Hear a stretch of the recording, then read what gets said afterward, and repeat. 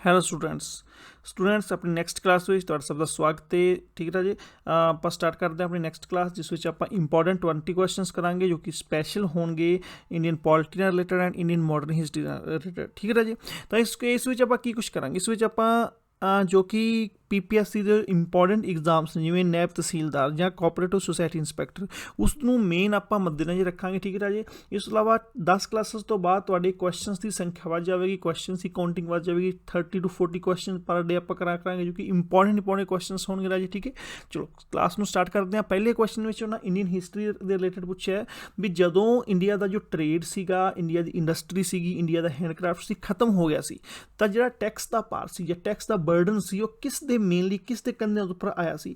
ਉਹ ਰਾਜੀ ਆਇਆ ਸੀ ਛੋਟੇ ਛੋਟੇ ਜੋ ਫਾਰਮਰ ਸੀਗੇ, ਠੀਕ ਹੈ, ਛੋਟੇ ਛੋਟੇ ਆਪਣੇ ਕਿਹੜੇ ਸੀ ਲੈਂਡਲੋਰਡ ਸੀਗੇ, ਉਹਨਾਂ ਦੇ ਉੱਪਰ ਮੇਨਲੀ ਉਹ ਭਾਰ ਆਇਆ ਸੀਗਾ। ਆਫਟਰ ਜਿਵੇਂ ਕਹਿ ਦਿਓ ਵੀ ਅੰਗਰੇਜ਼ਾਂ ਦਾ ਕਲੋਨੀ ਸਿਸਟਮ ਸਟਾਰਟ ਹੋ ਗਿਆ ਸੀ, ਉਹਨਾਂ ਨੇ ਫੋਰੈਸਟ ਖਤਮ ਕਰਨੇ ਸਟਾਰਟ ਕਰਤੇ, ਫੋਰੈਸਟ ਲਾਅ ਪਾਸ ਕਰਤਾ, ਜਿਹਦੇ ਕਰਕੇ ਇੰਡਸਟਰੀ ਹੋ ਗਈ, ਇਹ ਚੀਜ਼ਾਂ ਖਤਮ ਹੋਣੀਆਂ ਸਟਾਰਟ ਹੋ ਗਈਆਂ ਸੀ। ਤਾਂ ਉਹ ਛੋਟੇ ਛੋਟੇ ਜੋ ਜ਼ਿਮੀਂਦਾਰ ਉਹਦੇ ਉੱਪਰ ਭਾਰ ਆ ਗਿਆ ਸੀਗਾ।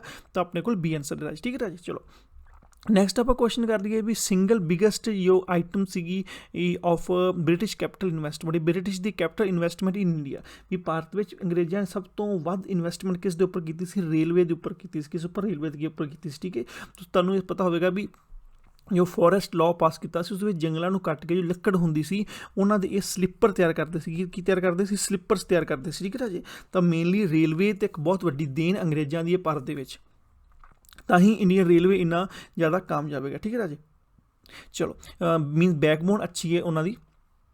ਨੈਕਸਟ ਆਪਾਂ ਗੱਲ ਕਰੀਏ ਤਾਂ ਦਾ ਨਿਊ ਇੱਕ ਤਰ੍ਹਾਂ ਦਾ ਪੋਲੀਟਰੇਟ class which emerged in India on account of British economic policy and considered ਠੀਕ ਹੈ ਸੀ। ਮੀਨਸ ਇਹਨਾਂ ਮੇਨਲੀ ਪੁੱਛਿਆ ਵੀ ਜੋ ਆਰਥਿਕ ਨੀਤੀਆਂ ਦੇ ਕਾਰਨ ਉਭਾਰ ਹੋਇਆ ਸੀਗਾ, ਜੋ ਉਭਾਰ ਹੋਇਆ ਸੀ ਉਸ ਵਿੱਚ ਮੇਨਲੀ ਕੌਣ ਸ਼ਾਮਲ ਹੈਗਾ ਸੀ? ਮਨੀ ਲਾਂਡਰਸ ਵੀ ਸ਼ਾਮਲ ਸੀਗੇ, ਠੀਕ ਹੈ, ਮਨੀ ਲੈਂਡਰ ਸ਼ਾਮਲ ਹੈਗੇ ਸੀ, ਲੈਂਡਲੋਰਡ ਵੀ ਸ਼ਾਮਲ ਸੀ, ਟਰੇਡਰ ਵੀ ਸ਼ਾਮਲ ਹੈਗੇ ਸੀਗੇ, ਤੇ ਇਹ ਸਾਰੇ ਸ਼ਾਮਲ ਸੀ। ਡੀ ਆਨਸਰ ਆਵੇਗਾ ਸਾਰੇ ਸ਼ਾਮਲ ਸੀ ਜੋ ਕਿ ਅੰਗਰੇਜ਼ਾਂ ਦੀ ਆਰਥਿਕ ਨੀਤੀਆਂ ਦਾ ਉਧਾਰ ਹੋਇਆ ਸੀ। ਠੀਕ ਹੈ ਰਾਜੀ, ਚਲੋ ਨੈਕਸਟ ਕੁਐਸਚਨ ਦੀ ਆਪਾਂ ਗੱਲ ਕਰਦੇ ਹਾਂ। ਨੈਕਸਟ ਕੁਐਸਚਨ ਬਹੁਤ ਜ਼ਿਆਦਾ ਇੰਪੋਰਟੈਂਟ ਹੈ, PPSC ਦੇ ਜੋ ਜਿੰਨੇ ਵੀ ਪੇਪਰ ਲਗਾ ਲਓ ਉਹਨਾਂ ਦੇ ਰਿਲੇਟਡ ਬਹੁਤ ਜ਼ਿਆਦਾ ਇੰਪੋਰਟੈਂਟ ਹੈ। ਆਪਾਂ ਮੈਚਿੰਗ ਕਰਨਾ ਹੈ, ਤਾਂ ਕਿਹੜੀ ਜਿਹੜੀ ਹੈਗੀ ਹੈ ਆਪਣਾ ਇੱਕ ਕਹਿ ਦਿਓ ਵੀ ਆਰਗੇਨਾਈਜੇਸ਼ਨ ਫਾਊਂਡ ਕੀਤੀ, ਆਰਗੇਨਾਈਜੇਸ਼ਨ ਚਲਾਈ। ਠੀਕ ਹੈ ਰਾਜੀ, ਤਾਂ ਇਸ ਵਿੱਚ ਆਨਸਰ ਦੱਸ ਦੇਣਾ, ਖੁਦ ਯਾਦ ਕਰਨਾ। ਇੰਨਾ ਕੋਈ 2 ਕੁਐਸਚਨ ਐਵੇਂ ਦੇ ਆਉਣਗੇ, ਚੌਥਾ ਤੇ 5ਵਾਂ ਕੁਐਸਚਨ ਵੀ ਐਵੇਂ ਦਾ ਹੀ ਹੈ। ਠੀਕ ਹੈ, ਚੌਥੇ ਕੁਐਸਚਨ ਵਿੱਚ ਬੀ ਆਨਸਰ ਆਵੇਗਾ ਰਾਜੇ। ਮੀਨਸ ਕਹਿਣ ਦਾ ਮਤਲਬ ਹੈ ਰਾਜਾ ਰਾਮ ਮੋਹਨ ਰਾਏ ਨੇ ਕੀ ਚਲਾਇਆ ਸੀ? ਰਾਜਾ ਰਾਮ ਮੋਹਨ ਰਾਏ ਨੇ ਬ੍ਰਹਮੋ ਸਮਾਜ 1828 ਵਿੱਚ ਚਲਾਇਆ ਸੀ। ਰਾਜਾ ਰਾਮ ਮੋਹਨ ਕੀ ਚਲਾਇਆ ਸੀ? ਬ੍ਰਹਮੋ ਸਮਾਜ 1828 ਚਲਾਇਆ ਸੀ। ਤੁਸੀਂ ਐਵੇਂ ਕਰਕੇ ਮੈਚ ਕਰਨਾ। ਮੀਨਸ ਇੱਥੇ ਅਗਰ ਏ ਦੀ ਗੱਲ ਕਰੀਏ ਤਾਂ ਏ ਦਾ 3 ਨੰਬਰ ਹੈਗਾ, ਇਹ 3 ਨੰਬਰ 'ਚ ਕਿ ਰਾਜਾ ਬ੍ਰਹਮੋ ਸਮਾਜ ਦੀ ਸਥਾਪਨਾ ਕੀਤੀ ਸੀ। ਉਸ ਤੋਂ ਇਲਾਵਾ ਜੇ ਬਾਅਦ ਦਵਿੰਦਰ ਨਾਥ ਟੈਗੋਰ ਦੀ ਗੱਲ ਕਰੀਏ ਤਾਂ ਦਵਿੰਦਰ ਨਾਥ ਟੈਗੋਰ ਜੀ ਨੇ ਕੀ ਸਟਾਰਟ ਕੀਤਾ ਸੀਗਾ? ਤਤਵਾ ਬੋਧੀ ਸਭਾ ਮੀਨਸ ਬੀ ਦਾ ਇੱਕ ਹੋ ਗਿਆ, ਤਤਵਾ ਬੋਧੀ ਸਭਾ ਸਟਾਰਟ ਕੀਤੀ ਸੀ। ਤਾਂ ਐਵੇਂ ਤੁਸੀਂ ਇਹਨੂੰ ਯਾਦ ਕਰਨਾ, ਕਾਫੀ ਇੰਪੋਰਟੈਂਟ ਕੁਐਸਚਨ ਰਾਜੇ, ਤਾਂ ਕਿ ਤੁਹਾਨੂੰ ਨਾਲ ਇੱਕ ਇਹਨਾਂ ਦੇ ਈਅਰਸ ਵੀ ਯਾਦ ਹੋ ਜਾਣਗੇ, ਨਾਲੇ ਉਹਨਾਂ ਦੇ ਫਾਊਂਡਰਸ ਵੀ ਯਾਦ ਹੋ ਜਾਣਗੇ। ਠੀਕ ਹੈ ਰਾਜੇ, 5ਵਾਂ ਕੁਐਸਚਨ ਵੀ ਐਵੇਂ ਆ, 5ਵਾਂ ਕੁਐਸਚਨ ਦਾ ਵੀ ਬੀ ਆਨਸਰ ਹੈ। 5ਵਾਂ ਕੁਐਸਚਨ ਤੁਸੀਂ ਯਾਦ ਕਰਨਾ, ਬਹੁਤ ਇੰਪੋਰਟੈਂਟ ਹੈਗਾ, ਜਿਸ ਵਿੱਚ ਉਹਨਾਂ ਨੇ ਮੇਨਲੀ ਕਿਹਾ ਵੀ ਫਸਟ ਹੈਗਾ ਵਿਵੇਕਾਨੰਦ ਜੀ ਨੇ ਕੀ ਸਟਾਰਟ ਕੀਤਾ? ਵਿਵੇਕਾਨੰਦ ਜੀ ਨੇ ਰਾਮ ਕ੍ਰਿਸ਼ਨਾ ਮਿਸ਼ਨ ਸਟਾਰਟ ਕੀਤਾ ਸੀ 1887 ਵਿੱਚ।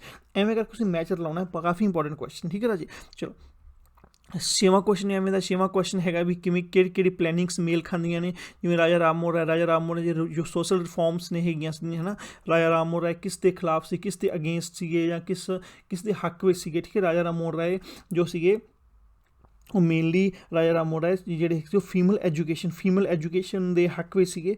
ਤਾਂ ਇਹ ਸਭ ਸੀ ਆਨਸਰ ਆਵੇਗਾ। ਠੀਕ ਹੈ ਰਾਜੇ, ਮੀਨਸ ਫੀਮੇਲ ਐਜੂਕੇਸ਼ਨ ਦੇ ਹੱਕ ਵਿੱਚ ਹੈਗਾ ਸੀਗਾ, ਠੀਕ ਹੈ। ਇਸ ਤੋਂ ਇਲਾਵਾ ਵਿਵੇਕਾਨੰਦ ਦੀ ਗੱਲ ਕਰੀਏ, ਵਿਵੇਕਾਨੰਦ ਜੀ ਆਪਣੇ, ਇਸ ਤੋਂ ਇਲਾਵਾ ਵਿਵੇਕਾਨੰਦ ਸੀ ਉਹ ਕਿਸ ਦੇ ਹੱਕ ਵਿੱਚ ਸੀਗੇ? ਵਿਵੇਕਾਨੰਦ ਜੀ ਆਪਣੇ ਉਹ ਮੇਨਲੀ ਹੱਕ ਵਿੱਚ ਹੈਗੇ ਸੀਗੇ ਸੋਸ਼ਲ ਸਰਵਿਸ ਐਂਡ ਹਿਊਮਨਿਟੀ ਦੇ ਹੱਕ ਵਿੱਚ ਸੀ। ਐਵੇਂ ਕਰ ਤੁਸੀਂ ਜੋੜਨਾ, ਕਾਫੀ 3 ਕੁਐਸਚਨ ਕਾਫੀ ਜ਼ਿਆਦਾ ਇੰਪੋਰਟੈਂਟ। ਠੀਕ ਹੈ ਰਾਜੀ, ਚਲੋ ਸਟਾਰਟ ਕਰਦੇ ਹਾਂ। ਨੈਕਸਟ 7ਵਾਂ ਕੁਐਸਚਨ 'ਚ ਕੀ ਹੈਗਾ? 19th ਸੈਂਚੁਰੀ ਦੇ ਸੋਸ਼ਲ ਰਿਫੋਰਮਸ ਨੇ ਵਿਚ who is regarded as the bridge between the past and the future. Means past ਅਤੇ ਫਿਊਚਰ 'ਚ ਇੱਕ ਬ੍ਰਿਜ ਦਾ ਕੰਮ ਕੀਤਾ। ਕਿਸ ਨੇ ਬ੍ਰਿਜ ਦਾ ਕੰਮ ਕੀਤਾ ਸੀਗਾ?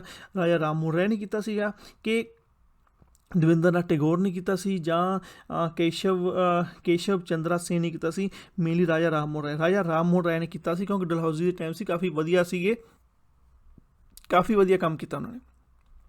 ठीक है, चलो नैक्सट क्वेश्चन आप गल करते हैं। नैक्सट क्वेश्चन की है which of the following was not a common social reform attempted by all the Hindu? केड़ी है मीनस सोशल जी एक एवं की सोशल हिंदू सोशल रिफॉर्म्स ने जी 19वीं सेंचुरी दी सी, जी कि common not a common reform, वो कॉमन रिफॉर्म नहीं सी। केड़ी हैगी सी वो हैगी सी अनटचबिलिटी। कॉमन कह दो भी रिफॉर्म्स नहीं सी, बाकी हो गया जिवें फीमेल एजुकेशन हो गया ਜਾਂ ਮੋਨੋਗਾਮੀ ਹੋ ਗਿਆ, ਜਾਂ ਵੂਮੈਨਸ ਨੂੰ ਇਨਕਰੇਜ ਕਰਨਾ ਹੋ ਗਿਆ, ਕੰਮ ਵੂਮੈਨਸ ਦੀ ਪਾਵਰ ਨੂੰ ਵਧਾਉਣਾ ਹੋ ਗਿਆ।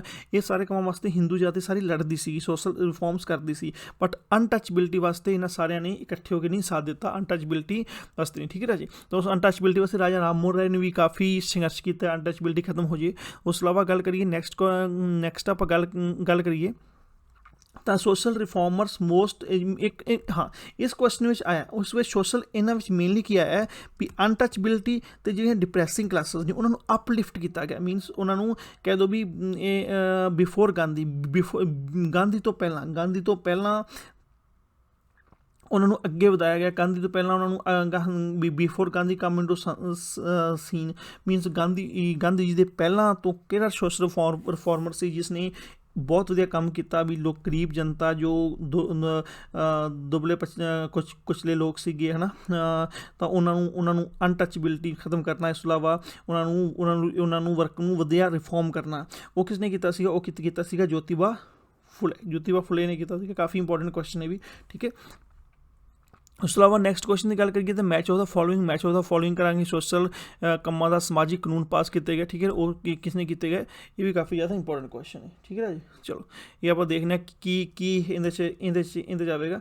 ਮੇਨਲੀ ਲਿਸਟ 1 ਲਿਸਟ 2 ਆਪਾਂ ਲਿਸਟ 1 ਏ ਵਾਲੀ ਲਿਸਟ 2 ਇਹਨਾਂ ਦੀ ਜਿਹੜੀ ਨੂਮੈਰੀਕਲ ਆ ਰਹੇ ਨੇ। ਠੀਕ ਹੈ ਜੀ, ਤਾਂ ਮੇਨਲੀ ਦਸਵੇਂ ਕੁਐਸਚਨ ਕੀ ਕਹਿ ਰਿਹਾ? ਦਸਵੇਂ ਕੁਐਸਚਨ 'ਚ ਕਹਿ ਰਿਹਾ ਵੀ ਅਬੋਲਿਸ਼ ਆਫ ਸਤੀ ਕਿਸ ਟਾਈਮ ਹੋਈ ਸੀ? ਅਬੋਲਿਸ਼ ਆਫ ਸਤੀ 2930 ਦੇ ਦਕਸ਼ ਵਿੱਚ ਹੋਈ ਸੀ, ਜਦੋਂ ਰਾਜਾ ਰਾਮ ਮੋਹਨ ਰਾਏ ਸੀ, ਕਾਫੀ ਫੇਮਸ ਸੀਗੇ।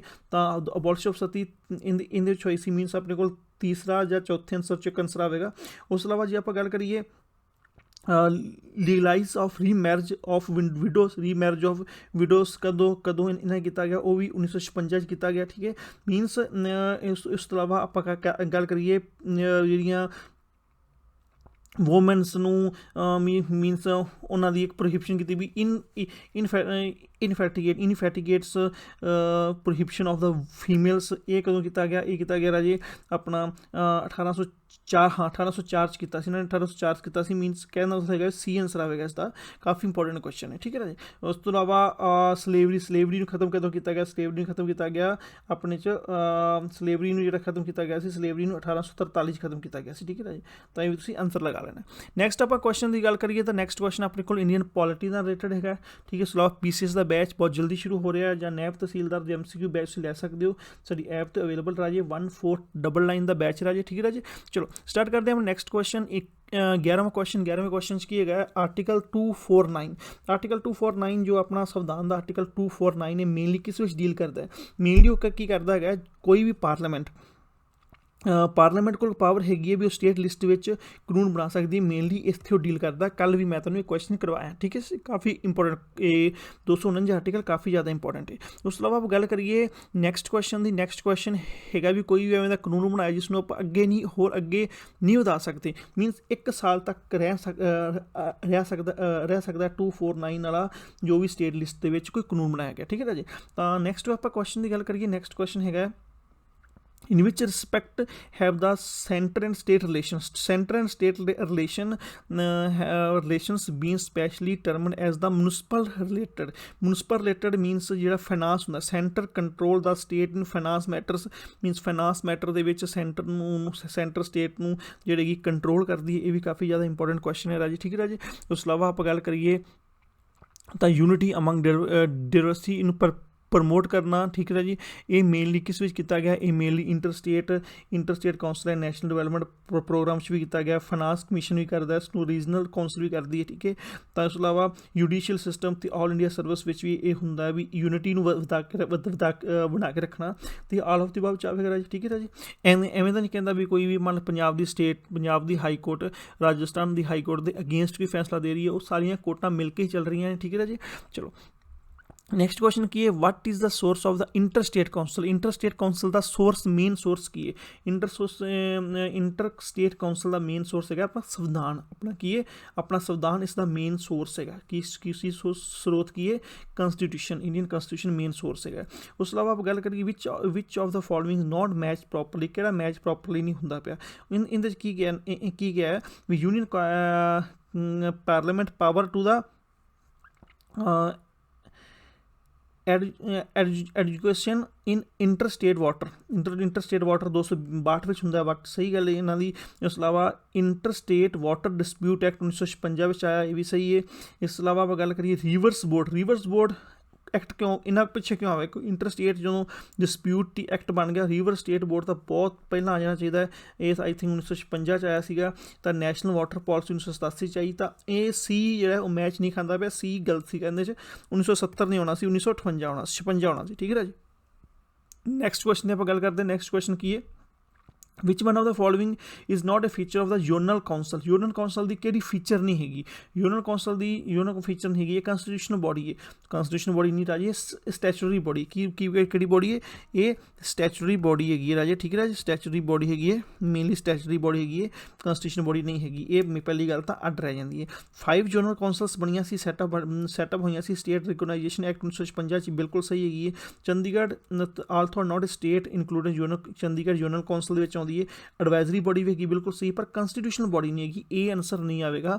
ये जगह पर अगर होंगे स्टैचुरी बॉडी होंगी तो बिल्कुल सही बनना सी, ठीक है राजे, इस तरह अपने को ये आंसर आएगा, ठीक है राजे। चलो इस अलावा गल करिए तो which commission advocated to establishment of the permanent interstate council। permanent interstate council means intergovernmental council, intergovernmental council में interstate council एडवोकेट कौन करता रहा जी, उसकी किने की सी सरकारिया कमीशन। सरकारिया कमीशन ने कह दो भी एक रिलेशनशिप सेंटर स्टेट, ये कह दो ना सेंटर तो स्टेट का एक रिलेशनशिप की रिपोर्ट देनी कदों दी, 1983 दी सी सरकारिया कमीशन ने, तो सरकारिया कमीशन सही आंसर आएगा, ठीक है जी। चलो इस अलावा नैक्सट आप गल करिए तो centre state relations in India depend upon, हुण सेंटर तो स्टेट के रिलेशनस अपने कॉन्स्टिट्यूशन प्रोविजन नाल भी मैच डिपेंड करते हैं, उस अलावा कन्वेंशनस ऑफ एंड प्रैक्टिसेस के उपर भी करते हैं, जुडिशियल इंटरप्रटेशनस के उपर भी करते हैं, ठीक है जी। तो तिनों के उपर करते हैं, मीनस ऑल ऑफ दी अबव होगा, उस अलावा चौथे उपर भी करते हैं, ठीक है जी। तो मीनस ये जोड़ा है संविधान हो गया या न्याय हो गया, सारे उपर निर्भर करते हैं, अपने सेंटर स्टेट रिलेशनस हो गए। लास्ट क्वेश्चन की है the centre state relations in India are influenced by, influenced किवें होए राजे, ये काफ़ी इंपॉर्टेंट क्वेश्चन है, ये प्रोविजन कॉन्स्टिट्यूशन के अकॉर्डिंग होए है ना, प्लैनिंग के अकॉर्डिंग होए, ठीक है। उस अलावा conflict of the political interest दा खत्म होना, या dominance of desire to dedicate dominance of desire to dedicate ना, ये भी बिल्कुल सही है, me all of the above आएगा, ठीक है। तो इन्फ्लुएंस कौन प्रभावित कौन करता है, मीनस डोमिनेंस ऑफ डिज़ायर भी स्टेट करता है, conflict of the political interest भी करता है, प्लैनिंग प्रोसैस भी करता है, तो प्रोविजनस ऑफ द कॉन्स्टिट्यूशन भी करता है, काफ़ी इंपॉर्टेंट क्वेश्चन है, तो इनका भी डी आंसर आएगा, ठीक है जी। चलो तो ये सारे अपने क्वेश्चन सीगे, इन्होंने आंसर तुहानूं एंड ते मिल जाएंगे, तो बाकी जो भी अपना होगा नैक्सट क्लास करांगे। Thank you, best of luck.